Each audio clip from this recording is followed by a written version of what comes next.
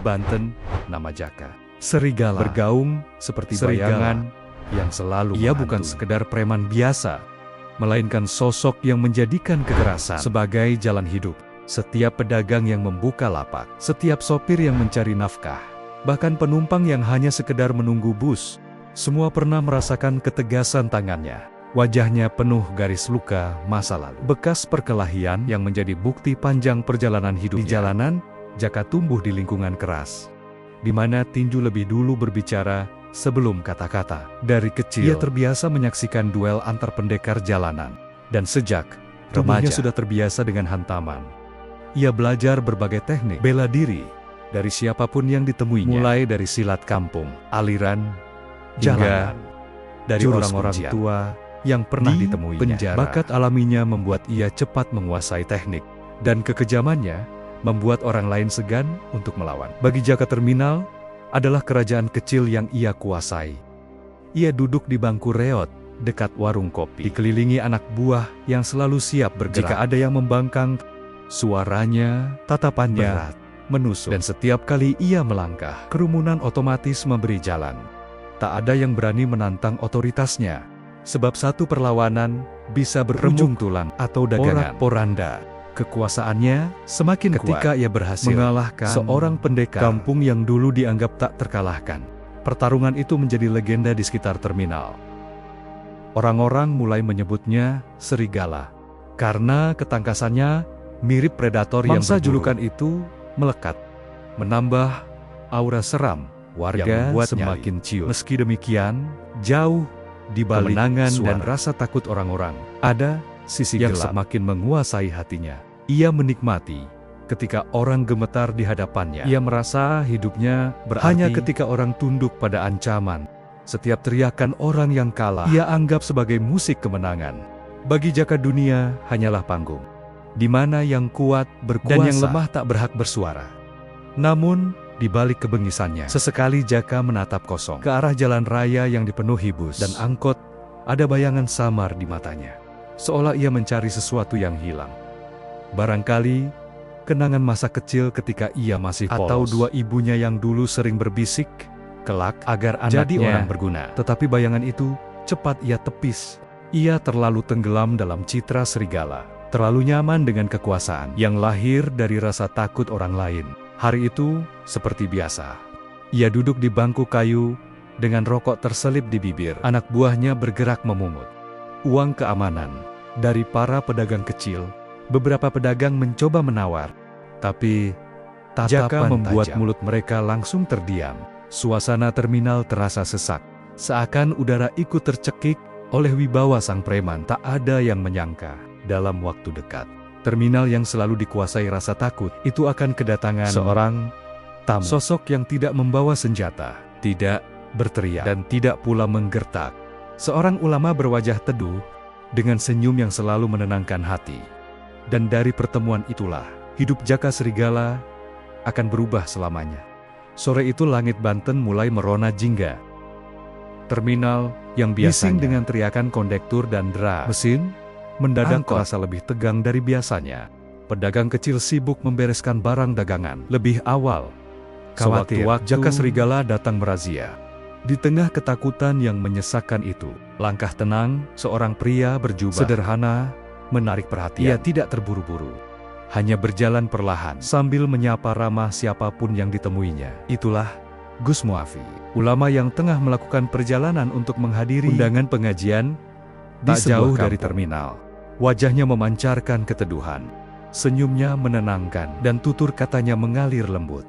Para pedagang kecil yang tadinya was-was sedikit lega ketika disapa olehnya. "Semoga jualannya laris ya, Bu," ucap Gus Muafi pada seorang penjual gorengan.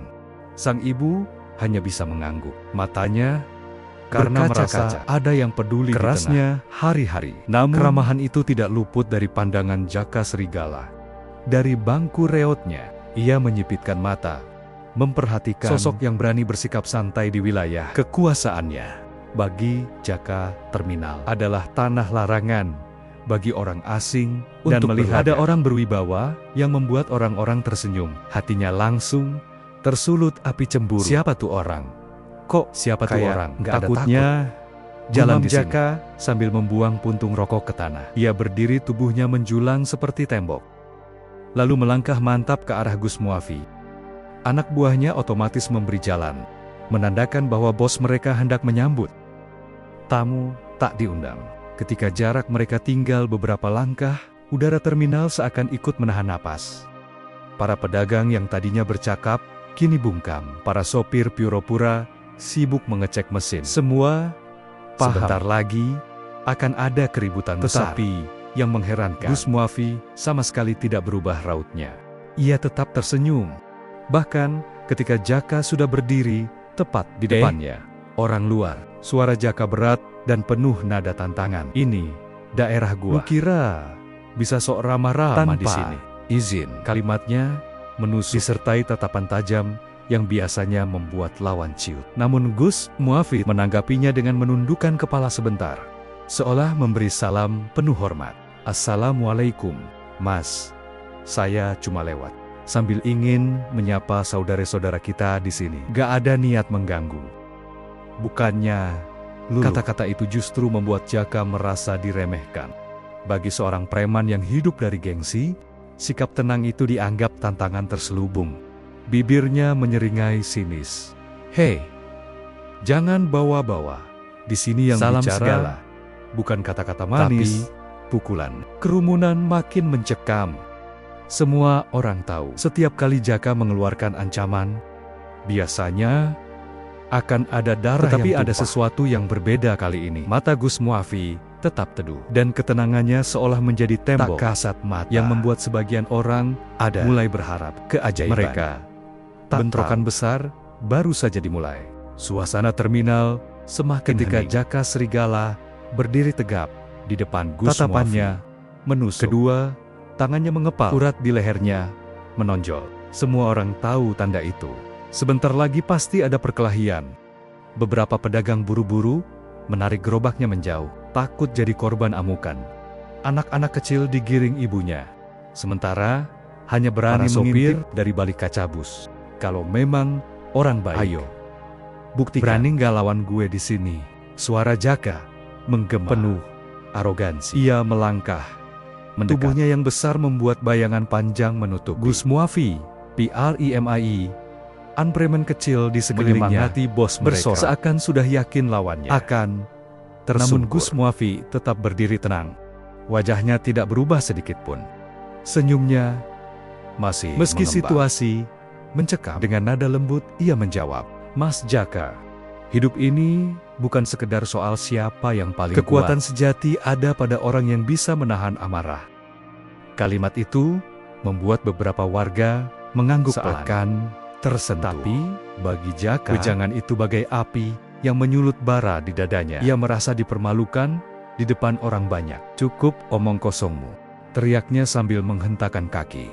Kalau memang berani, jangan cuma bicara. Ayo kita buktikan sekarang juga. Nadanya gelegar petir yang membuat orang di kerumunan terlonjak kaget. Kerumunan makin tegang. Ada yang mencoba menenangkan Jaka, tapi langsung dihardik dengan bentakan. Semua mata kini tertuju pada Gus Muafi, menunggu jawabannya. Sebagian berharap ia menolak agar tidak terluka. Sebagian lain justru ingin melihat keajaiban. Jika benar ulama itu mampu menghadapi sang preman. Dengan langkah kecil, Gus Muafi maju setapak. Ia menatap Jaka dalam-dalam. Bukan dengan amarah, melainkan dengan sorot mata penuh kasih. Kalau memang harus begitu, saya tidak akan lari. Tapi, ingat Mas Jaka, perkelahian itu tidak akan membuatmu semakin dihormati. Yang ada justru membuatmu semakin jauh dari kebaikan. Kalimat itu sempat membuat dada Jaka bergetar. Meski hanya sesaat, ia mencoba mengusir rasa ragu yang tiba-tiba muncul. Jangan banyak bicara, siap-siap lu roboh. Dengan cepat ia mengangkat tinjunya, memperlihatkan otot lengannya seperti yang keras. Orang-orang menahan nafas.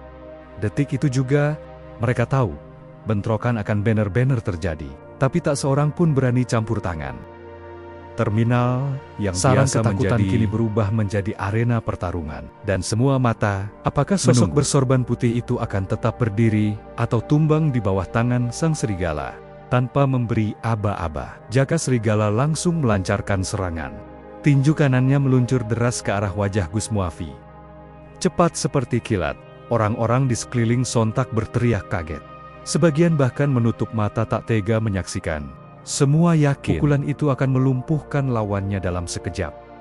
Namun, sesuatu yang tak terduga terjadi. Gus Muafi hanya bergeser setengah langkah ke samping.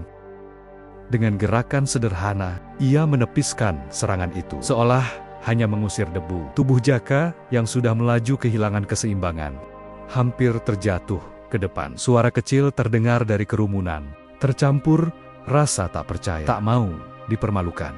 Jaka cepat memutar tubuh dan melancarkan tendangan keras ke arah perut. Tendangan itu cukup kuat untuk merobohkan bangku kayu, atau bahkan mematahkan papan.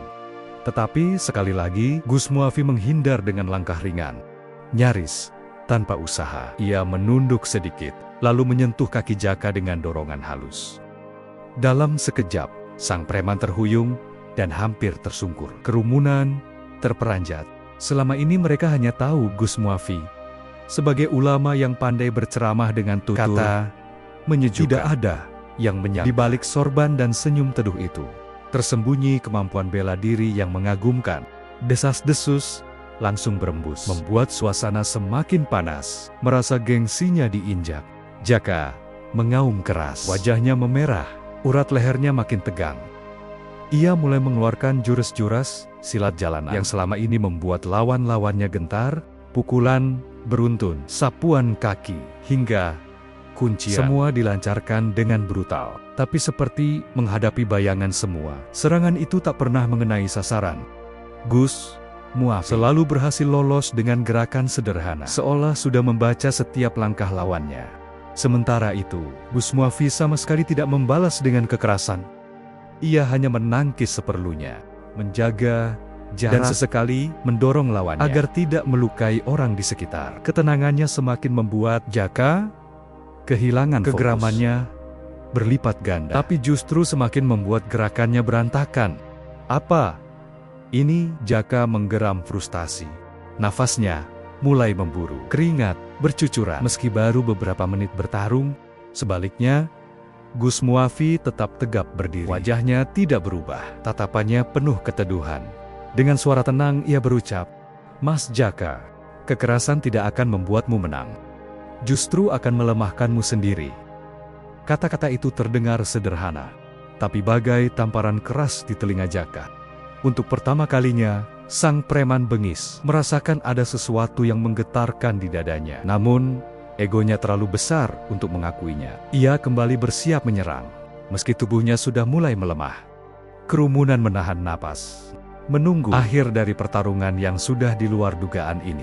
Serangan demi serangan semakin kacau. Nafasnya memburu, gerakannya kehilangan ketepatan, dan wajahnya mulai pucat. Ia mencoba menutupi kelelahannya dengan teriakan keras, tapi sorot matanya tak lagi setajam awal. Sebaliknya Gus Muafi berdiri tegak dengan wajah tenang, seolah angin sore yang berhembus pelan lebih menguras tenaga daripada pertarungan itu sendiri. Dengan nekat, Jaka mengerahkan tenaga terakhir.